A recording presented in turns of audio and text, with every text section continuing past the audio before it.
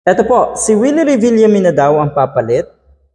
Siguro yung kanyang show o kung eto man ay panatilihin etong title na ito ng programa nga dyan sa GMA Network, Tahanang Pinakamasaya, dahil kuno nga ay magpapaalam na itong programang ito ng Tape Incorporated.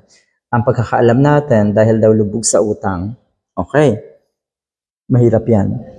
Minsan, nung mga una kasi, matinding ipagmalaki, magmayabang nung mga nasa Tape Incorporated. Matinding ipagmalaki at ipagmayabang na sila ay naandyan, tatagal at lalaban sa noontime programming. Lalaban sila, makikipagsabayan at kung ano-ano pa. Sana ginawa nyo na lang yung kaya nyo, yung nararapat. Sana ginawa nyo na lang at bukal sa loob nyo yung pagpapasaya talaga at pagtulong sa kapwa natin. Dahil kung may kayabangan, kung sasamahan natin minsan ng yabang, talagang mapapariwara. Talagang sa huli ay walang mabuting maidudulot pag sinamahan natin ng kayabangan. O you see? Yun pala ang daming utang netong mga nasa Tape Incorporated. Kaya ayan, mukhang sigurado na magpapaalam na nga etong noontime show na ito. Balik tayo kay Mr. Willie Revillame na kuno nga ay napipisil, napapalit. Yun din kaya ang gusto ng mga netizens. Sana tignan natin. Okay? Sana pakinggan yung mga netizens din. Minsan kasi, kung titignan din naman natin, wala naman halos pakialam na sa programang ito ang mga kababayan natin. May mga nanonood pa dyan, sigurado tayo. Pero, kung ikukumpara sa mga programa katulad ng It's Showtime na talagang di kalidad, ang mga performers, di kalidad ang mga segment dyan, okay? Hindi pinagbuti. At tumuon etong Tape Incorporated sa labanan, hindi sa kanilang sariling laban. Hindi nila naisip na ang totoong kalaban nila sa labanan nga sa mga noontime show ay ang sarili nila mismo. Sana inangat nila ang kanilang kalidad at pinag-ayos yung kanilang mga segment. Ganon sana. So eto ba'y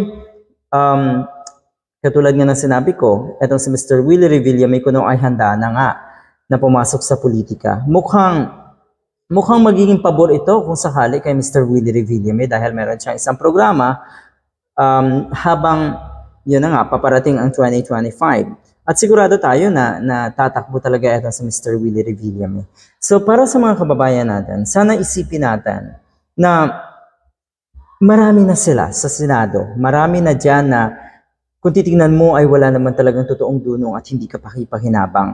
Kung titignan mo rin ay ang kanilang sinusuportahan ay hindi naman ang interes ng taong bayan, kundi ang interes ng ilang politiko rin, ng kanilang mga idolo katulad ni Robin Padilla, Bato de la Rosa, Bongo. Aba, totoo ba na kayo nagsisilbi talaga sa bayan? Totoo ba na naandyan kayo para sa kapakanan ng ating bansa? Mukhang hindi kasi eh. Kaya kung dadagdagan pa ng isang katulad na si Mr. Willie Revillame, good luck na lang talaga sa atin. Good luck na lang talaga. Siguro mas mabuti na dito na lang siya sa tahanang pinakamasaya. Kung titignan natin, posible na makipagsabayan pa or kaya pa siguro makipagsabayan itong si Mr. Willie Revillame kina Vice Ganda at syempre sa TVJ. Pero yun nga, sa Senado, please lang. Sana po tayong mga kababayan ay pag-isipang mabuti kung sino ang mga dapat nating iluklok dyan sa Senado. Dahil ang magiging kawawa talaga niyan ay ang taong bayan. Igalang po natin ang mga sarili natin sa pamamagitan ng mabuting paghimay. Tignang mabuti kung sino ang karapat-dapat. Pag-aralang mabuti at maging open tayo doon sa mga kababayan natin na nagbibigay sa atin ng kaalaman kung sino ang dapat iboto. Good luck!